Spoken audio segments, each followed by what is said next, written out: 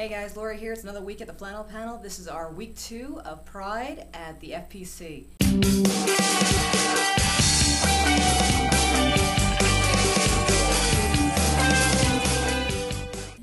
This week I'm going to be talking to you a little bit about Pride Past.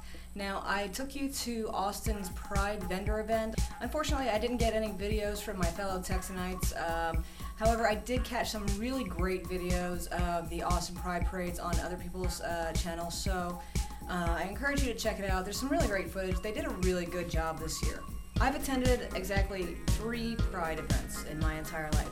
The first Pride event I took a part of was when I first got out of the Army in the year 2002.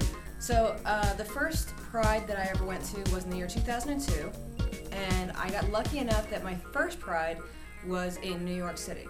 Now, it was huge, crowded, loud, obnoxious, and I loved every minute of it. Unfortunately, it didn't last too long for me because I wasn't prepared for how expensive it was. So, tip number 1 from me here at the Flannel Panel is when you're going to your first Pride, make sure that you're financially capable of handling how overpriced everything's going to be.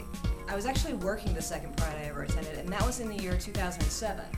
I know I went a few years between Prides, but it was really important to me that I went to this Pride because I was working as a DJ for a mobile DJ company. It was called Good Vibrations.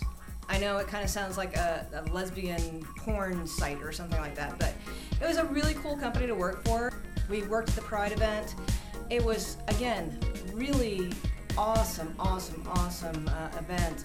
And I remember distinctly while we were there doing that event that they said that they knew they had arrived in Charleston, West Virginia because they had finally gotten protesters at Pride that year. So they knew that finally they were being taken seriously. So I thought that was actually kind of cool.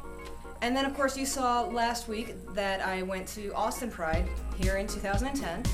And unfortunately, like I said, I didn't get any footage of the parade, but I had a lot of fun. The vendors there were really cool. There was a young lady there that was running her own shop, and I'm going to go ahead and put a link down here that you can go ahead and shop her stuff. The t-shirt I was wearing last week was actually from her stand. She custom makes t-shirts, whatever you want on there. To tell you what Pride means to me, it's kind of, I have to take you back to the first Pride ever, because I was just coming out of the Army and it was right after the Twin Towers had fallen.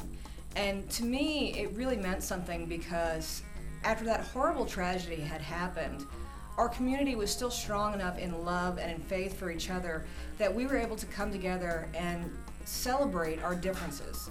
So I really think that our pride in who we are and what we believe in says something in the face of such diversity. I've been noticing that most of the collab channels here on YouTube are doing a lot of tips for first-timers so far as Pride is concerned, and most of the tips are pretty along the same lines. And you know, financially, make sure you're bringing enough cash. ATM machines will eat you alive when it comes to Pride. Bring the proper foot gear, because if you're walking around in flip-flops, you're going to wind up crippled by the next day. And hydrate. Make sure you're drinking plenty of water. Don't overdo the water. Make sure you're doing the Gatorade, Powerade, something to replace the electrolytes in your body. And sunscreen, well, maybe not too much sunscreen because now they're saying that causes cancer too, but you know, shades, shade, an umbrella, a hat, something. Don't stay out in the sun the entire time. I know a good tan makes you look really good and stuff, but being crispy, lobster-like, that's not too attractive. So everybody have a safe, healthy, and fun Pride, and I will see you next week right here on the FPC. Have a good week, folks. I'm Lori. See you later.